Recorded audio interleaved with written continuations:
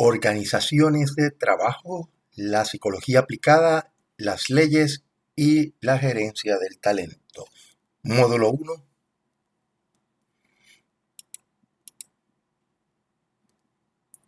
Las organizaciones en nuestra vida. Nuestra vida está relacionada con organizaciones desde el nacimiento hasta la muerte.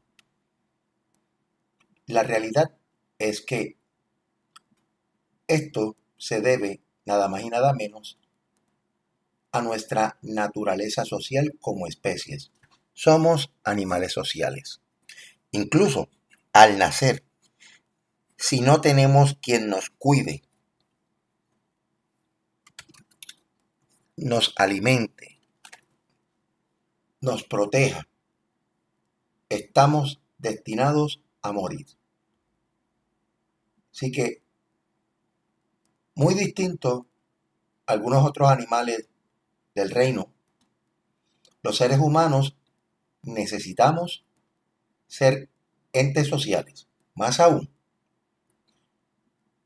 expertos en el área de psicología evolutiva plantean que los seres humanos nos convertimos en Homo sapiens y nuestro cerebro creció, sobre todo nuestra corteza, nuestra área cortical, creció de tal forma debido a la necesidad que tuvimos de convertirnos en seres sociales, de poder compartir no solamente con las personas en nuestra inmediatez, sino con personas de otros lugares, otras tribus, de manera tal que nuestro cerebro al día de hoy ha evolucionado porque somos una especie social.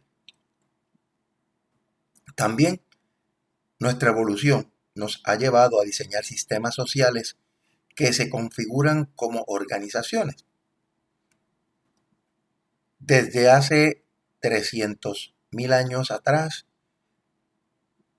nuestras familias, tribus y nuestros enemigos o tribus enemigas o tribus contiguas eran ya sistemas sociales. En la medida que nuestro cerebro fue creciendo, nuestra área cortical nos llevó a desarrollar un sistema mucho más sofisticado de convivencia social, sobre todo utilizando como herramienta las organizaciones. Ahora bien, una organización como concepto, ¿qué significa?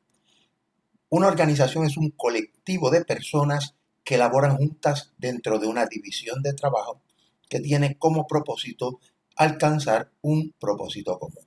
Esto nos lo dicen Heath Miller y Colella en el 2014.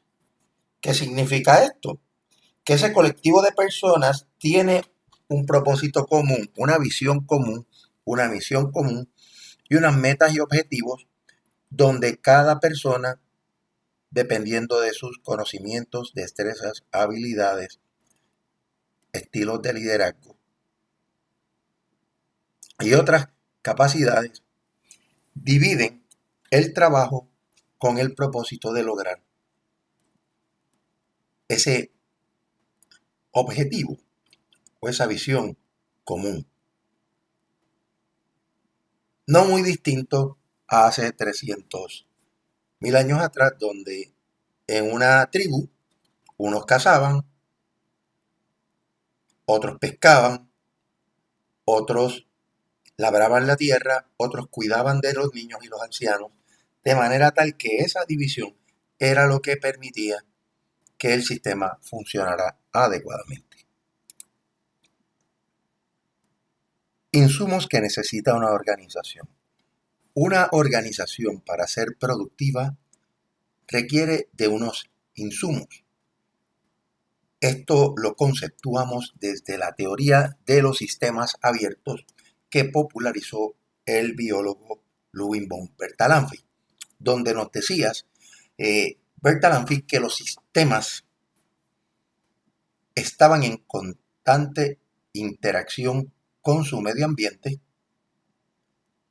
y que se nutría de esos elementos o materias que se procesaban dentro de estos sistemas, como por ejemplo una célula, y que lograban posteriormente un resultado, dependiendo del tipo de célula que fuese.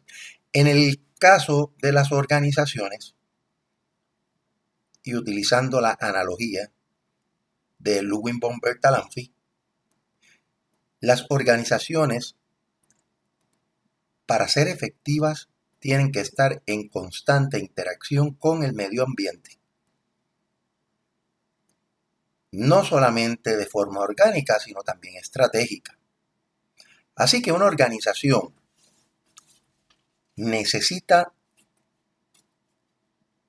recursos externos que una vez entren dentro de esta organización sean procesados y se conviertan en resultados, como por ejemplo, aquí les presentamos 5 que son muy valiosos. Materia prima.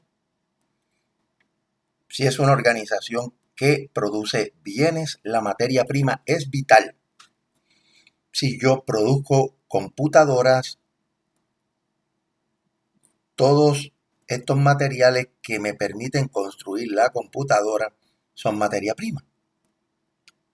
El software es materia prima. Y entra a la organización, se procesa en términos de montarse todas esas piezas, donde finalmente tenemos una computadora que sale al mercado dispuesta a ser adquirida por los consumidores. También la energía. El tipo de energía que requiera va a depender del tipo de organización. Claro, hoy en día necesitamos electricidad. La electricidad es un mecanismo vital para que una organización pueda operar efectivamente. También información. Información del mercado, información técnica de cómo generar nuevos productos y servicios, qué está pasando en el medio ambiente político y social, donde la información se puede traducir a legislación laboral que tiene que acatarse, sobre todo en nuestras organizaciones que tienen que estar debidamente informados, sobre todo cuando vamos a seleccionar empleados y de ahí cómo estos se convierten en parte de la organización. Y esa conceptuación nos lleva a saber cómo al final del día las leyes laborales impactan la operación de una organización. También tenemos el capital humano, que son las personas que vienen a trabajar para la organización y que son sumamente vitales, ya que son los que llevan a cabo los trabajos que hacen falta para lograr al final del día que se logre la misión y la visión de la organización. También está el capital, las fuentes de capital, que es el dinero y los recursos que hacen falta para que la organización pueda funcionar efectivamente.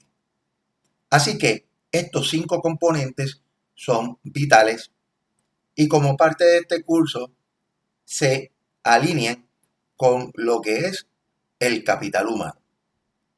Cuando hablamos fundamentalmente de psicología del personal y manejo del talento, estamos diciendo que cómo una organización capitaliza efectivamente de los conocimientos, destrezas, habilidades, características de personalidad, niveles de motivación, actitudes de su recurso más valioso que es el ser humano.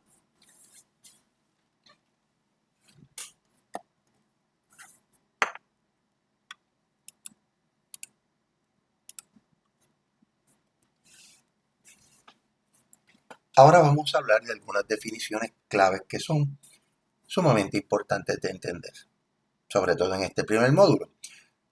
La psicología aplicada. ¿Qué es la psicología aplicada? Es una rama de la psicología que busca aplicar principios psicológicos a problemas prácticos en las organizaciones. La primera disciplina que se creó de forma aplicada, o vamos a decirle mejor subdisciplina dentro de la psicología, fue la psicología industrial organizacional. Su naturaleza por siempre ha sido una aplicada. Ahora bien, también hay psicólogos industriales organizacionales que estudian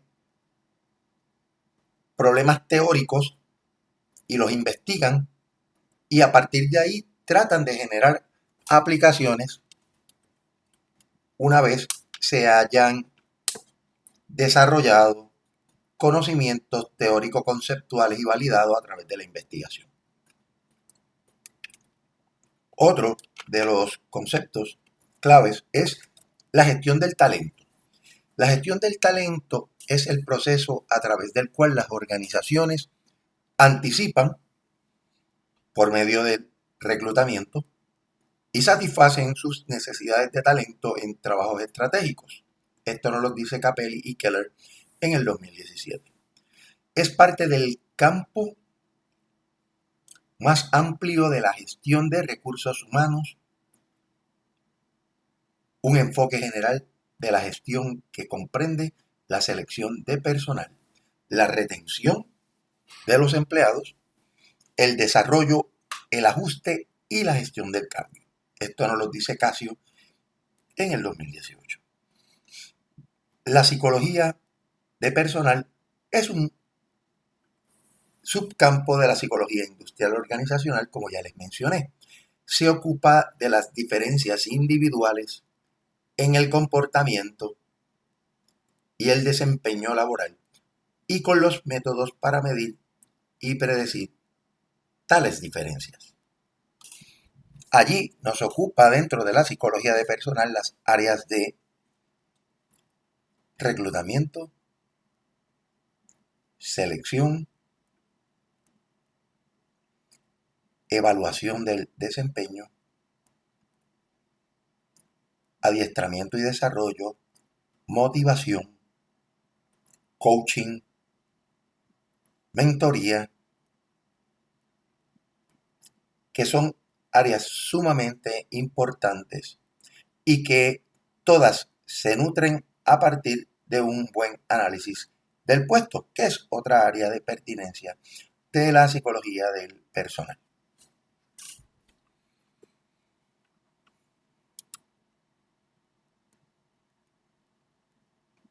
Diferencias intra y entre organizaciones.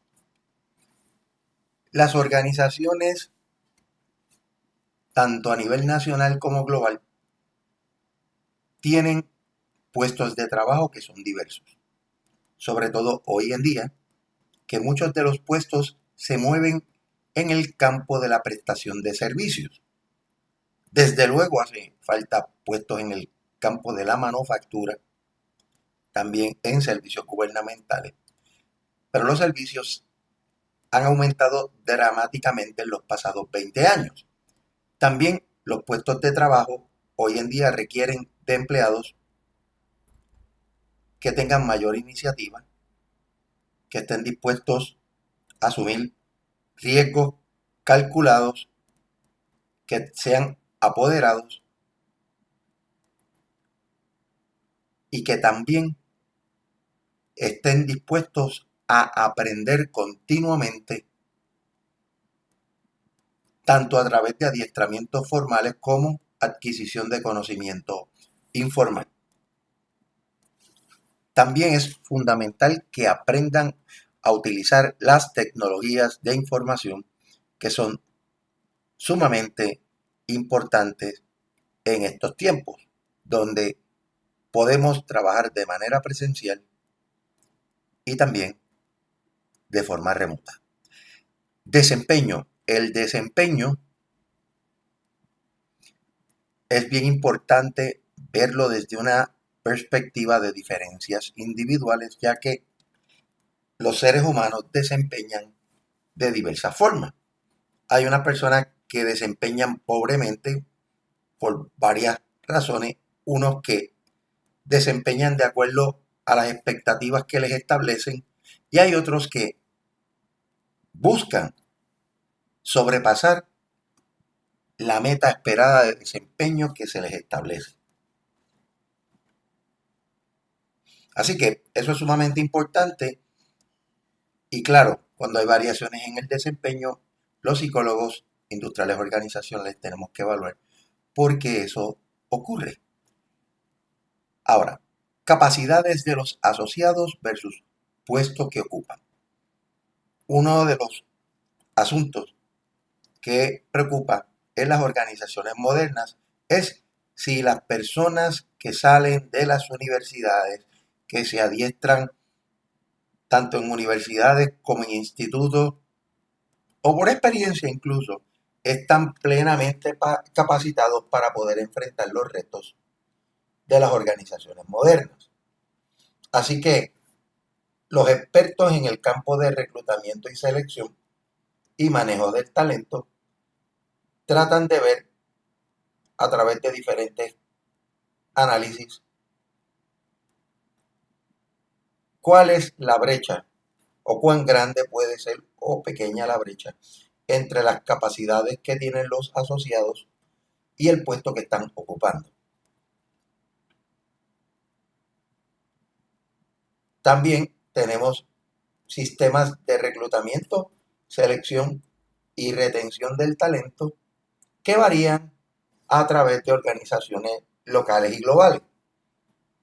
Esto va a depender del contexto nacional o el país donde vivan, el tipo de organización. Todos estos factores van a llevar a que los sistemas de reclutamiento, selección y retención, entre otros, sean distintos. Así como también las prácticas de recursos humanos. ¿Ya? Cómo manejamos el talento o el capital humano también va a depender de las implicaciones que tienen los elementos culturales, nacionales y organizacionales. La naturaleza cambiante de las organizaciones. La naturaleza cambiante de las organizaciones está mediada por una serie de variables que pueden ver alrededor del concepto de la naturaleza cambiante de las organizaciones. Primero que todo, las organizaciones modernas hoy cambian mucho más rápido de lo que cambiaban las organizaciones en el pasado. De manera tal que hoy lo que pensábamos que era verdad en un momento puede cambiar tan rápido como en minutos, horas, días, y que las organizaciones para mantenerse competitivas necesitan cambiar constantemente.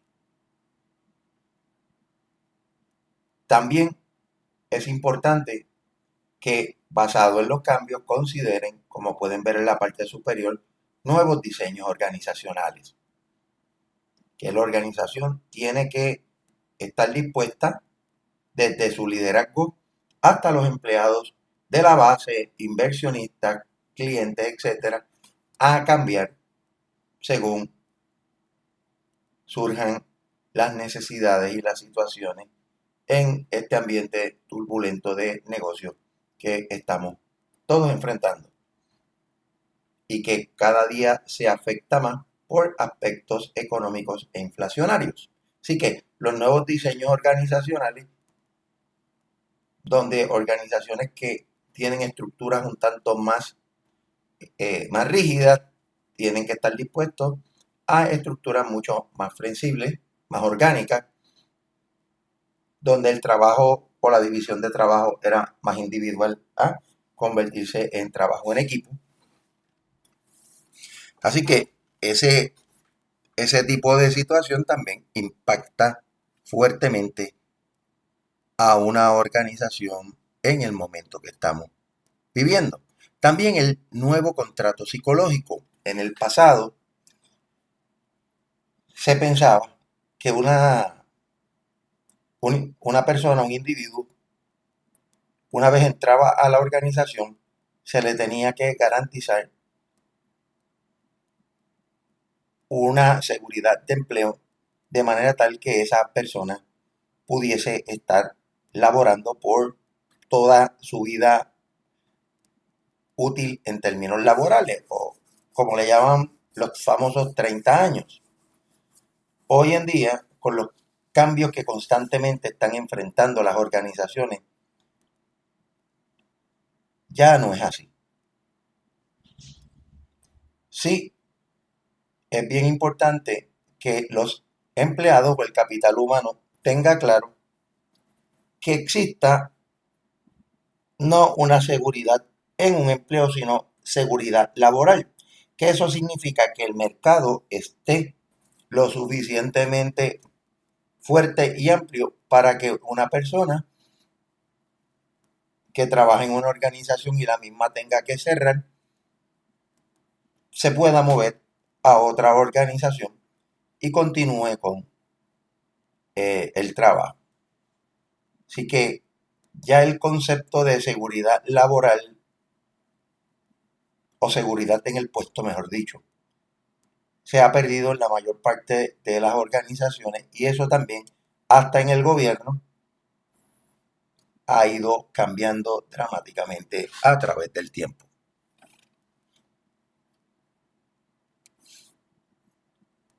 Por eso, también los psicólogos industriales organizacionales estamos un tanto preocupados porque afecta el compromiso, la satisfacción y el grado en que uno se involucra con la organización, por lo que entonces el empleado se preocupa por sí mismo, por sobrevivir en este ambiente laboral existente en este siglo XXI. Ahora bien, eso también genera otras variables psicológicas que tenemos que estudiar, como la ética del trabajo, el compromiso que tiene un individuo con la profesión, que independientemente de la organización donde trabaje, va a ir a hacer el mejor trabajo y a destacarse como capital humano. También, continuando con las variables que impactan en la naturaleza cambiante del trabajo, los mercados de productos y servicios que están en constante cambio, buscando innovar y crear tanto en bienes como en servicios, de manera tal que estos productos y servicios sean atractivos a los sectores y que las personas tengan productos novedosos y que puedan hacer básicamente de estos sus productos, sus bienes y los servicios que utilizan. También está el rol de la gerencia. El rol de la gerencia ha cambiado dramáticamente. Ya no estamos buscando a aquellos individuos que técnicamente sean muy buenos en sus trabajos. Sí, eso es importante, pero estamos buscando que se destaquen como líderes efectivos y que permitan motivar, involucrar a los empleados para que estos sean exitosos en su labor. La demografía. Los cambios demográficos han alterado grandemente cómo se comportan las organizaciones. Desde tener muchas personas que proceden de diferentes generaciones, donde ya cada vez son menos los baby boomers, prácticamente inexistentes los veteranos, sino un sistema organizacional que depende de aquellas personas pertenecientes a la generación X, Y ahora Z, que son los jóvenes de este momento. Estas generaciones, a pesar de que las investigaciones nos dicen que en términos de comportamientos dentro de una organización no varían significativamente, sí podemos también extrapolar el hecho de que tienen intereses muy distintos, visualizan el mundo del trabajo de una manera un tanto diferente y tenemos que saber cómo cada generación mira el mundo para poder supervisarlo, para poder tratar de alinear muchas de sus creencias con la flexibilidad que ofrecen las organizaciones de manera tal que podamos ser competitivos, de que estos individuos puedan ser efectivos en términos de cómo trabajan dentro de las organizaciones modernas, a la vez que muchas de sus expectativas como generación pueden ser satisfechas en gran forma. También el hoy contar con un número mayor de mujeres en puestos que son o eran previamente de hombres, sobre todo puestos gerenciales, así como también las personas de mucha edad que ya hoy tenemos muchas personas sobre 65 años trabajando en las organizaciones por distintas razones, unas económicas, otras más por sentirse útiles, pero sí tenemos una fuerza generacional mayor que tenemos que atender y entender, sobre todo. Por otro lado, cada vez es menos la fuerza joven que integra la fuerza laboral. Definitivamente la disminución de las tasas de nacimiento están haciendo una diferencia en esa línea, lo que va a seguir creando oportunidades de transformación organizacional. O sea, las organizaciones van a tener que adaptarse a estas nuevas realidades que son sumamente importantes de entender. Así que la demografía va a tener un rol bien importante en cómo las organizaciones van cambiando constantemente. Otro es el rol de los trabajadores. El rol de los trabajadores es fundamental en la medida de que necesitamos trabajadores que sean más dependientes de la tecnología, a la misma vez que tengan mejores relaciones interpersonales, más destrezas orientadas a trabajar con personas, trabajar con equipos, a liderar actitudes, conductas para fomentar cambios organizacionales. Claro, estas personas también tienen que tener un dominio técnico, pero tienen que saber que las destrezas para manejar gente son más duraderas porque estaremos trabajando con personas por muchísimos años y que las destrezas técnicas tenemos que verlas como procesos que también son cambiantes. Así que es importante este nuevo rol que los trabajadores ocupan porque tienen que aprender constantemente, tienen que adaptarse a los cambios rápidos que necesitan las organizaciones para poder subsistir y sobrevivir. Así que el rol de los trabajadores hoy en día va a ser muy distinto a como fue hace 40 o 50 años atrás. La tecnología, por otro lado, está transformando las organizaciones. Hoy en día muchas de las organizaciones están capitalizando en el trabajo remoto, en el trabajo en equipo a distancia, donde se generan proyectos por personas a través del mundo y dichos proyectos se trabajan en línea. Así que las destrezas tecnológicas de nuestros empleados tienen que estar renovándose continuamente y el trabajo mismo va a depender altamente de la utilización de la tecnología, la inteligencia artificial, el manejo de grandes cantidades de datos, la logística de negocios, en fin, las tecnologías vienen a transformar los lugares de trabajo y las organizaciones tienen que adaptarse rápidamente a los cambios tecnológicos, así también como las personas.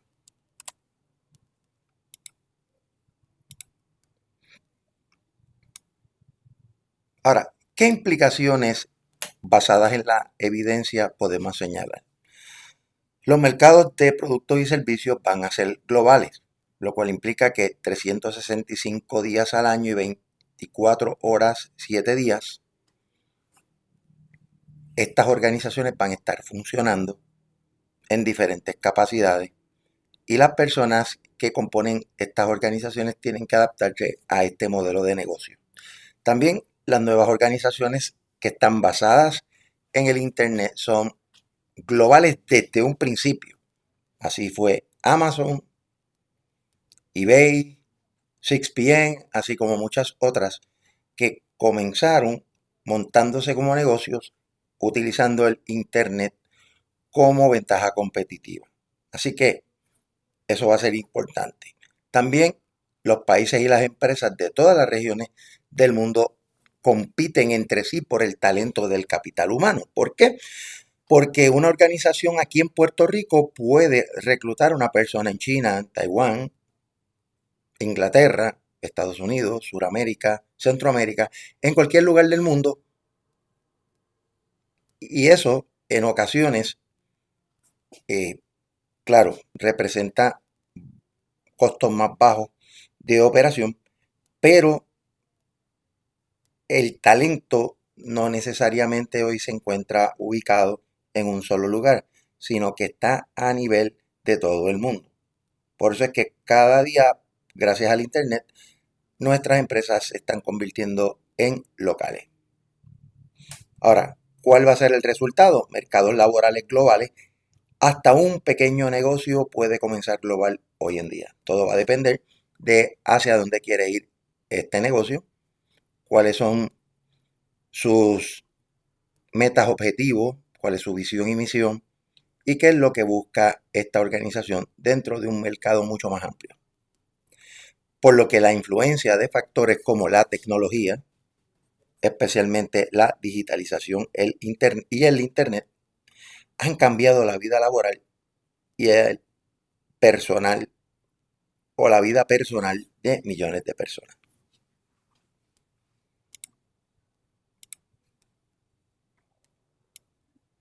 ¿Qué otras implicaciones podemos señalar basadas en la evidencia? Dada la reducción masiva de personal que se ha producido en todo el mundo en los últimos años, la estabilidad y la previsibilidad o predictibilidad del antiguo contrato psicológico han dado paso a la incertidumbre, el cambio y la necesidad de autosuficiencia, lo que plantea un nuevo tipo de contrato psicológico, donde las organizaciones, más que garantizar seguridad de empleo, el mercado tiene que garantizar la seguridad de empleo. O sea, yo trabajo para una organización un año y cuando se acaba el proyecto que tengo con esa organización, el mercado tiene ofertas disponibles para mí, para yo continuar laborando. Eso también va a implicar que el empleado va a tener que ser autosuficiente, se va a tener que preparar él mismo, va a tener que ser autodidacta y va a tener que desarrollar sus planes de jubilación propio, sus planes de ahorro, sus planes de retiro, los 401k y hacer inversiones con los dineros que genere, pagar su propio seguro social, pagar Medicare, pagar los impuestos directamente, no a través de un patrono.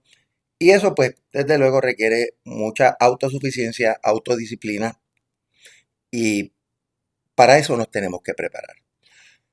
También la capacidad de trabajar en equipo es más importante que nunca, o será más importante que nunca. Pero es importante saber que estos equipos podrían estar dispersos geográficamente por todo el mundo.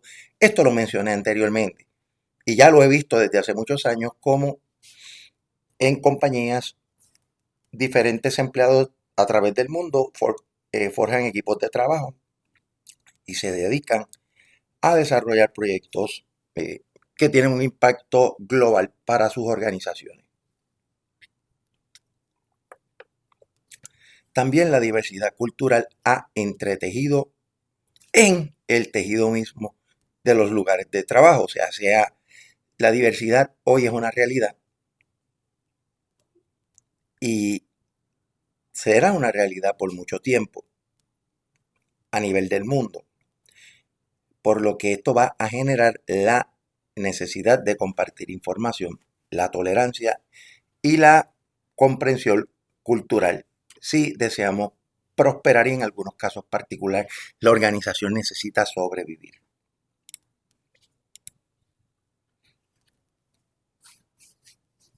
También se están produciendo cambios demográficos masivos a manera o a medida que las poblaciones envejecen en los países desarrollados y las tasas de natalidad disminuyen. Esto ha llevado a brechas entre los tipos de talento necesarios y los tipos de talento disponibles. La alta tecnología nunca va a sustituir la habilidad y la gestión de una fuerza laboral. El liderazgo inspirador, motivador, facilitador, siempre estará en demanda. El liderazgo en la era digital no se trata de control, sino de comodidad con la incertidumbre. Así que en estos tiempos los líderes tienen que tratar de ayudar a que sus empleados reduzcan la incertidumbre y se puedan enfocar en las tareas para las cuales fueron contratados. Ahora hablaremos de las leyes y la gestión del talento. Las leyes y las oportunidades de empleo. La legislación integral relacionada con el empleo, combinada con una mayor motivación por parte de las personas para rectificar las prácticas de empleo injustas, hace que los aspectos legales del empleo se encuentren entre los temas más dominantes en la gestión de recursos humanos en la actualidad. Las tres ramas del gobierno federal han participado activamente en los esfuerzos en curso para garantizar la igualdad de oportunidades de empleo como un derecho individual fundamental, independientemente de la raza, el color, la edad, el género, la religión, el origen nacional o la discapacidad, o como también se le llama la diversidad funcional. Continuando con las leyes y las oportunidades de empleo. Todos los aspectos de las relaciones laborales, incluido el reclutamiento, la contratación, la selección, la clasificación, la ubicación, la remuneración, la capacitación, el ascenso y la gestión del desempeño, se han abordado mediante pronunciamientos legislativos y ejecutivos y mediante interpretaciones legales de los tribunales. Esto lo que significa es que todas estas prácticas que tradicionalmente componen una organización, hoy en día están altamente reguladas, lo cual presenta un reto bien interesante para la psicología, porque no solamente basta con ser ético, sino técnicamente competente. El ser técnicamente competente da el espacio para que nosotros, los y las psicólogas industriales organizacionales, podamos ayudar a las organizaciones a desarrollar estrategias para reclutar, seleccionar, contratar, clasificar, ubicar, remunerar, capacitar, ascender y gestionar el desempeño de manera científica. Las leyes, tanto locales como federales, tienen sanciones para organizaciones e individuos que incumplan con las prácticas correctas de cómo esto se debe hacer. Así que los psicólogos industriales organizacionales y los profesionales de los recursos humanos están siendo llamados a trabajar con abogados, los tribunales y las agencias reguladoras federales para ayudar a crear las piezas legislativas necesarias para proteger los derechos de los asociados.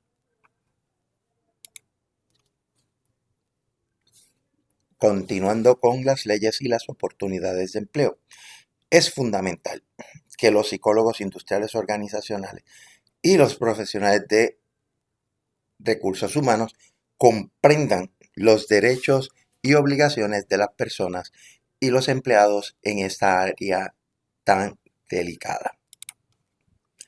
Deben ser capaces de trabajar con abogados y desde luego lo opuesto o viceversa, ya que ninguno de los dos puede tener éxito solo. Esto igual que pasa con los legisladores. requieren de expertos en los temas, no solamente abogados, expertos en derecho, expertos en leyes laborales y otros. Ahora, cada grupo tiene mucho que aportar para identificar políticas y prácticas de empleo vulnerables, hacer los ajustes necesarios en ellas y por lo tanto minimizar la probabilidad de litigios costosos y lentos. Una mirada al sistema legal de Norteamérica.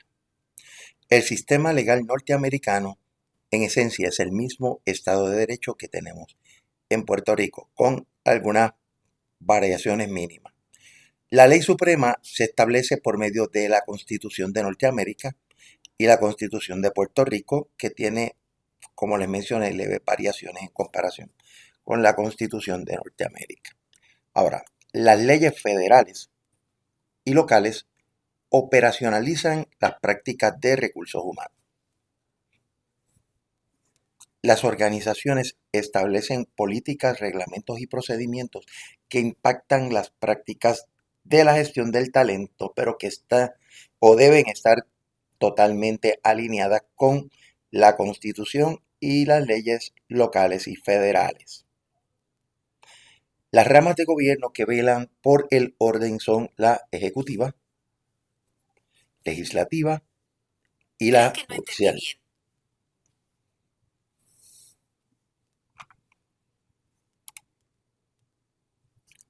Ahora, cuando un empleado necesita querellarse a una organización, hay muchos caminos que puede seguir. Unos que son altamente empinados, como diríamos, y otros que pudiesen resolverse rápidamente. Cuando un empleado tiene alguna queja, ya sea por discrimen, por cualquier eh, tipo de discriminación, por pertenecer a un grupo relacionado con el título 7 del Acta de Derechos Civiles de 1964, enmendada en varias ocasiones, eh, un empleado puede ir a diferentes foros, puede moverse en diferentes contextos y foros de manera tal que pueda lograr algún tipo de remedio que le ayude a finalmente pues él a los diferentes foros a los cuales puede ir un empleado a presentar una queja son los siguientes. La primera institución que un empleado debe utilizar para presentar una queja es a su propio patrono. Un patrono tiene una queja, usted puede directamente, como empleado, presentarle al patrono dicha queja y el patrono, a través del Departamento de Recursos Humanos, en algunas ocasiones hay un oficial de cumplimiento en el área de igualdad de oportunidades de empleo. Estos deben atender su queja y buscar los remedios lo más pronto posible. Ahora, de usted no tener el apoyo de la organización para la cual usted trabaja, entonces usted tendría que ir a lo que se conoce como una FEPA, o en inglés un Fair Employment Practices Agency, una agencia que vele por los derechos de los empleados, como el Equal Employment Opportunity Commission, o la Comisión para la Oportunidad de Igualdad de Empleo. En Puerto Rico tenemos tanto la versión local, que se encuentra en el Departamento del Trabajo de Puerto Rico, así como también el gobierno federal tiene su propia agencia que vela por la igualdad de oportunidades de empleo. Si no, usted puede ir a una agencia reguladora federal. El Departamento del Trabajo tiene por ley el mandato de velar por las quejas de los empleados a través de la comisión que ellos tienen para evaluar las relaciones del trabajo. En todo caso, de que estas agencias que son en cierto modo cuasi judiciales no dieran resultado, usted puede presentar su queja al Departamento de Justicia, o sea, ir a los tribunales locales. También usted puede ir al Attorney General, esto se hace mucho en los Estados Unidos. Acá en Puerto Rico se va primero por lo general Departamento de Justicia. De esto no prosperar en estos foros están los distritos de las cortes de Estados Unidos a nivel federal o la corte del distrito. En el caso de Puerto Rico es Boston, donde usted puede someter una queja de no prosperar. También puede ir a las cortes de apelación.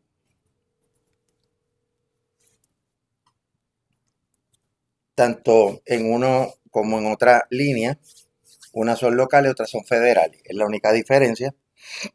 O si no, si finalmente esto no prospera, usted puede ir a la Corte Suprema local, a la Corte Suprema de el gobierno de Puerto Rico, y si no, al de la Corte Suprema de los Estados Unidos. Así que estas vías son bien empinadas, pueden tomar mucho tiempo, y lo que los expertos recomiendan es que usted trate de resolver con el patrono, porque al final del día, si el patrono entiende que cometió un error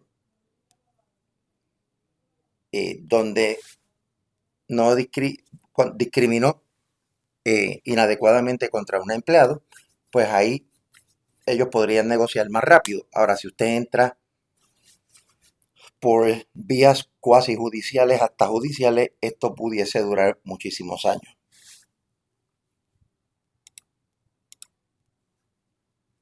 Ahora, hablamos hace poco de discrimen, las quejas que se convierten en querellas una vez son oficializadas, manifiestan diferentes tipos de discriminación.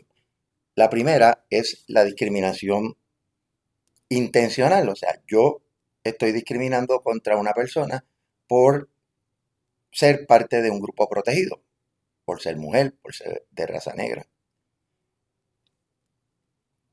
Y que también, si ese empleado presenta una queja y uno toma represalia, eso valida el tipo de discriminación que esta persona está alegando. Por otro lado, bueno, antes de discutir la otra, pues, ¿qué eso lleva? A trato diferencial.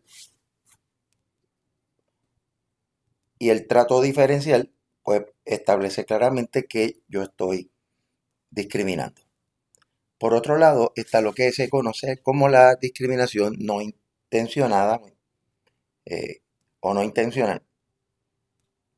Ahora, aquí es que probablemente aplicando estándares iguales, como por ejemplo ofreciendo baterías de prueba, las baterías discriminan negativamente hacia un sector particular, como ha pasado. Grupos étnicos con desventaja económica tienden a salir más bajos en algunas de estas pruebas.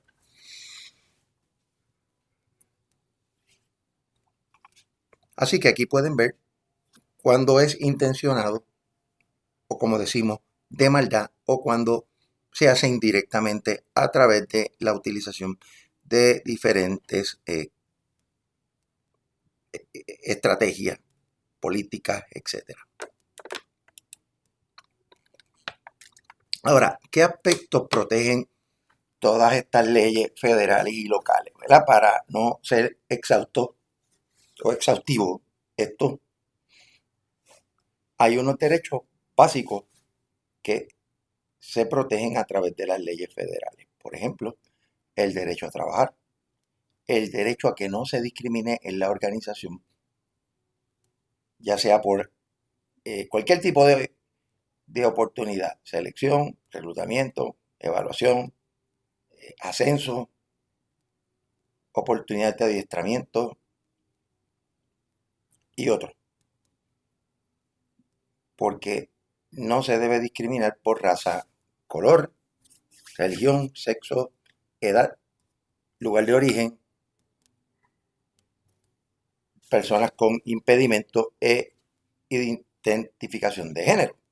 Igual paga por igual trabajo, garantizan nuestras leyes, un trato preferencial, tratan, eso hay que evitarlo, el acoso moral y psicológico también, el violentarle los derechos a las mujeres embarazadas, cuidar hijos o familiares cercanos, también las personas que participan en las Fuerzas Armadas y el hostigamiento sexual. Ahora, implicaciones basadas en la evidencia para la práctica del manejo de talento o de la gestión del talento. La intención de las leyes de los derechos civiles o que protegen los derechos civiles es proporcionar igualdad de oportunidades en todos los aspectos del empleo para las personas sin tener en cuenta características como la raza, el sexo, la edad, origen nacional o el estado de discapacidad o de algún tipo de situación que impacte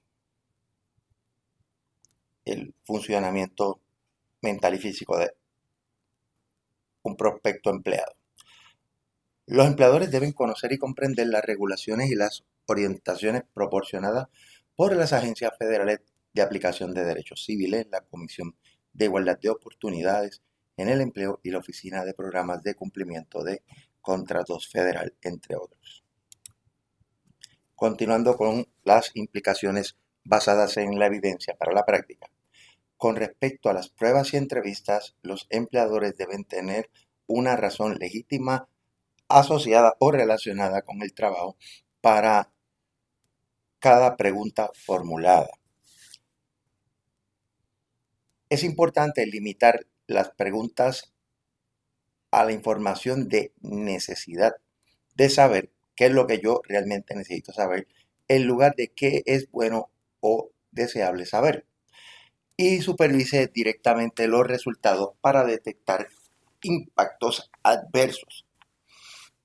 También desarrollar evidencia de validez para todos los métodos de selección, desde la entrevista de empleo hasta los diferentes instrumentos psicológicos que administramos asociados al trabajo. Es importante que sean job related o relacionados al trabajo. También los empleadores deben poder demostrar la relevancia laboral de toda la información relacionada con el historial de personal de un posible empleado, como por ejemplo el certificado de buena conducta. ¿Cuál es el propósito fundamental de solicitar esto? Hay que tratar de defenderlo, ¿verdad? O hay que tener una buena justificación para solicitar documentos como este. Continuando con las implicaciones basadas en la evidencia para la práctica, el acoso sexual, que puede ser quid pro quo cuando usted le solicita algo a cambio de algo. O sea, tú quieres un ascenso, pues vamos a tener relaciones sexuales. Si no, no lo vas a tener. Eso se llama quid pro quo. Yo te doy algo a cambio de algo. O ambiente hostil, donde yo te creo un ambiente hostil Algunas veces puede ser por hostigamiento indirecto. ¿Y por qué digo indirecto? Porque yo le puedo decir a una persona, qué bien te queda, qué bonito te queda tu traje. Esa persona molestarse y yo empezar a tomarla en contra de ella. Así que el hostigamiento o el acoso sexual es una forma de discriminación sexual que es ilegal bajo el título 7. Para evitar la responsabilidad legal, los empleadores deben tomar medidas proactivas para garantizar que todos los empleados y supervisores sepan cómo conocerla y que reciban capacitación sobre las políticas de la empresa, los procedimientos de queja y las sanciones que se harían para con los infractores. Con respecto a la discriminación por edad, reconozca que los empleadores aún tienen o aún pueden despedir trabajadores improductivos, pero la clave es basar las decisiones de empleo en la capacidad y no en la edad. Implicaciones basadas en la evidencia para la práctica. Continuando, para evitar cargos de discriminación por origen nacional, los empleadores no deben exigir el uso del inglés en todo momento y en todas las áreas dentro del lugar de trabajo. Será vital informar a los empleados con anticipación de las circunstancias en las que se requiere hablar solo en inglés y de las consecuencias de violar la regla. Los sistemas legítimos de antigüedad generalmente tienen prioridad sobre las consideraciones de acción afirmativa y la adaptación a la discapacidad, pero eso podría cambiar a la luz de circunstancias particulares o de situaciones distintas. Los esfuerzos de diversidad son aceptables, pero la selección por cuota, o sea, yo decir que el año que viene voy a seleccionar empleados mujeres, independientemente de las competencias y cuán calificado esté, no es un criterio aceptable por lo que se conoce como selección de cuotas o selección de personas que pertenecen a grupos que se afectan o que pueden ser discriminados. Así que con esta información cerramos el módulo 1.